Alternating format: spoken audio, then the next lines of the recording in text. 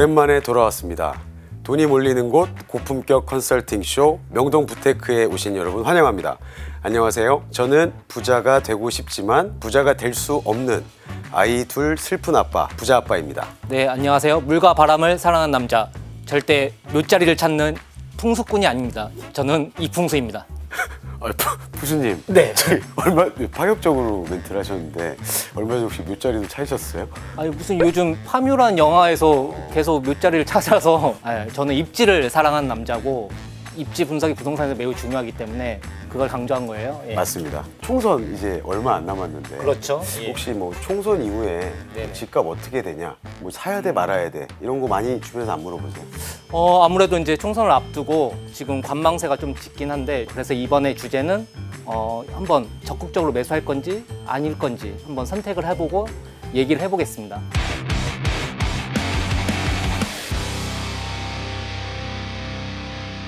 네, 한번 거래량부터 한번 살펴볼게요.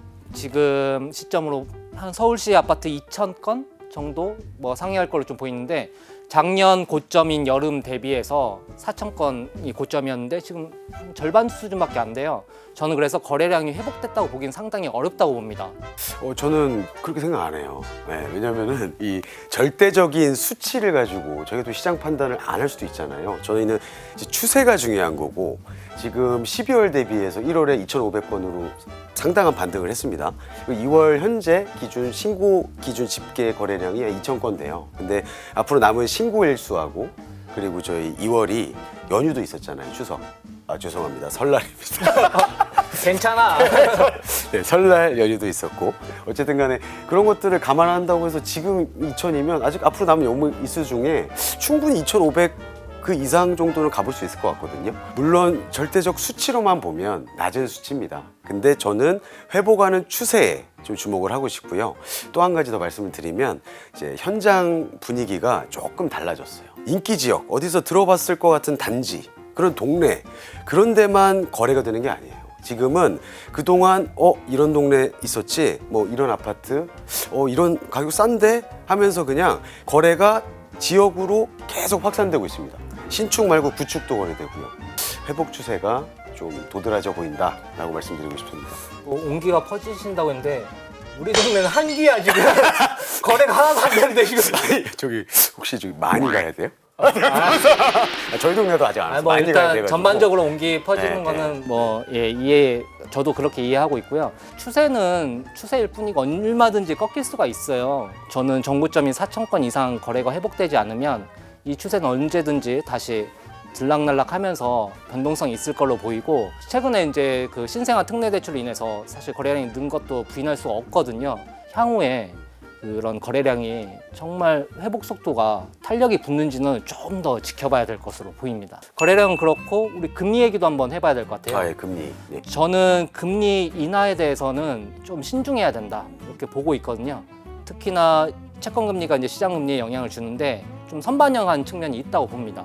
기준금리 인하 폭도 미국은 3번 내린다고 하는데 우리나라는 사실은 한두 번 정도 내릴 것 같은데 이미 선반영한 효과와 그리고 이제 제가 뭐 그래프로 준비된 그래프가 없어서 이걸로 이제 그래프로 설명을 드리겠지만 한번 어디 쳐드릴까요? 이거 좀 꺾어봐. 네. 꺾어봐.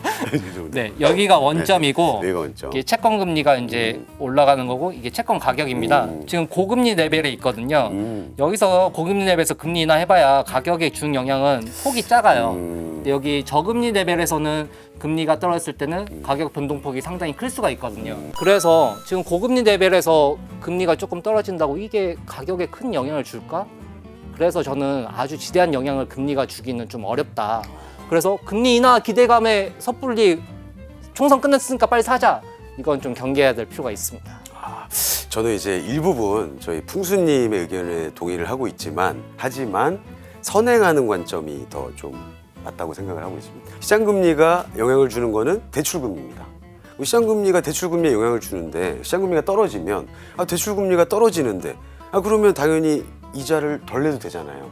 그래서 저는 그냥 단순하게 이런 생각으로도 일부 사람들은 좀 매수를 고려해보지 않을까라고 조심스럽게 가슴속으로만 생각을 했었습니다. 예. 마음 가슴 오히려 좀 수요 측면에서 본다면 다른 좀 거시경제 측면이나 소득 측면도 한번 고려해봐야 될 것 같거든요.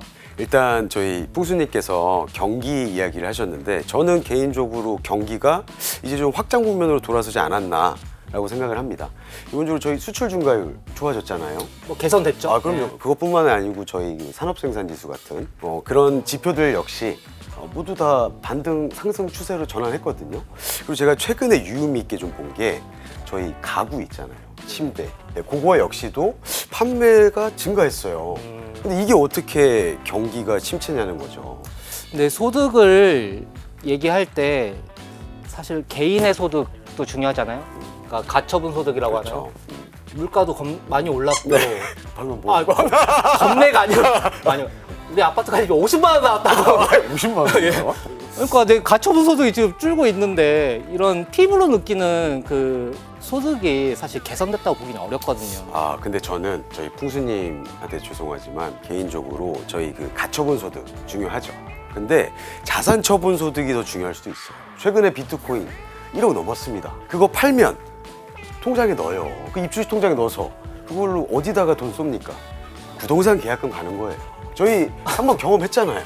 실제 뭐 가처분 소득도 중요하지만 자산 처분 소득도 좀 중요하다. 네, 그렇게 말씀드립니다. 네, 뭐 이해됩니다. 예, 매수 고려 혹은 자제 얘기하지만 저는 적극적으로 매수하는 것은 사실은 총선이 이벤트성이 있기 때문에 총선 이후로 적극적으로 한다 이 개념이 아니고 지금 말씀하신 유동성이라든지 거시 지표라든지 충분히 확인 후에 매수를 조금 자제하시면서 보자는 입장이고요.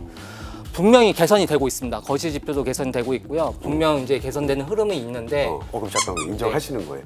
한데 시기가 좀 더 신중할 필요가 있다는 거죠. 아까 거래량도 말씀드렸고 피부로 느끼는 나의 이제 소득 수준이라든지 이런 것들도 좀 고려해봐야 되고 일단 정책도 무시할 수가 없어요. 아, 맞습니다. 물론 총선의 향방에 따라서 정책이 어떻게 바뀔지는 사실 예상하기 매우 어렵지만 정책 얘기를 한번 해보면은 여러 가지 이제 지금 여당에서 현 정부에서 많이 내놓은 정책들이 지금 추진이 많이 안 되는 것들이 있잖아요. 특히 다주택자들이 투자 수요가 붙어야 되는데 그 부분이 지금 미진합니다. 총선 이후에 이런 정책들의 변화 이 부분에 대해서는 좀 신중히 생각하고 매수를 좀 자제해야 되지 않을까요? 저는 이제 정책도 사이클의 일부라고 생각을 하거든요. 사실 지금 저희가 전세 가격이 생각보다 빠르게 회복을 했습니다. 그래서 22년 한 여름 정도 가격까지는 웬만한 단지들이 다 가격 회복을 한 것 같아요. 그러면 전세가가 올라가서 전세가를 안정화해야 되는데 공급이 없어. 그러니까 이거 다주택자들 도움을 좀 받아야 되지 않을까? 이런 생각을 할 수도 있다는 거죠. 그래서 다주택자들이 뭔가 주택을 사서 전세 임대 물량으로 내놓을 수 있게 정책적으로 장려를 하고 유도할 수 있지 않을까. 저희 또 이번에 물론 뭐 어떻게 될지 모르지만 정책적으로 그런 레퍼런스들이 많이 있었잖아요. 뭐 임대사업자의 부활이라든지 취득세 중과 완화 부분이라든지 이런 것들이 전세난이 가시화될수록 충분히 현실화될 수 있지 않을까라고 생각을 하고 있습니다. 매수를 적극적으로 고려하느냐 아니면 좀 자제하느냐 이거는 이제 우리 시청자분들의 판단일 것 같아요. 마지막으로 우리 부자아빠님 네. 적극 매수를 위해서 한마디 시청자분께 한번 말씀해 주십시오. 적극 매수요. 적극은 아니었나? 살짝 신중하게. 네. 일단은 뭐 이제 저희 풍수님께서 말씀하신 것처럼 그 무작정 매수를 하신다기보다 좀 보수적으로 접근을 하시면서 매수를 하는 거를 이게 아닌데. 그건 내 의견이라고. 이게 제가 말씀드리고 싶은 말씀은 이제 지금 어느 정도 부동산 시장이 바닥을 다지고 있다. 그래서 뭐 무릎 정도니까 지금 정도의 매수를 한 번쯤 실수요자분들이라면 고민해 봄직하다. 부동산 가격이 추가적으로 더 떨어질 요인이 뭐 생각보다 그렇게 많이 보이지는 않는다. 이런 관점에서 이제 매수를 한번 고려해 보는 건 어떨까라는 말씀을 좀 드리고 싶습니다. 네, 부자아빠님 말씀처럼 실수요 관점에서는 여러 가지 좀 가격 메리트가 있는 진짜 나의 홈을 마련한다는 측면에서는 뭐 적극적으로 매수 고려한 것도 뭐 인정합니다. 하지만 저는 불확실성에 대해서 좀 더 우리가 예민하게 좀 대응을 해야 될 것 같아요. 사실은 총선은 사실 이벤트라고 보거든요. 총선이 절대적인 어떤 영향을 준다기보다는 이후에 아까 거래량을 좀 유심하게 이제 보시기를 이제 강조드리고요. 저는 이제 서울시 아파트 거래량이 전고점을 돌파하는 4천 건 이상일 때 그때는 뭐 빠르면 뭐 여름 이후가 될 걸로 보이는데요. 그때 정말 거래량이 늘어나는지 한번 보시면서 그 전에 살펴보셨던 매매 유력한 단지 위주로 보셨으면 좋겠습니다. 이제 마무리할까요? 마무리를 이번에 어떻게 해볼까요? 오늘은 저희가 좀 팔을 굽혔으니까 굽혀서 한번 할까요? 어떠세요? 그러시죠. 돈이 몰리는 곳 명동 부테크로 가자.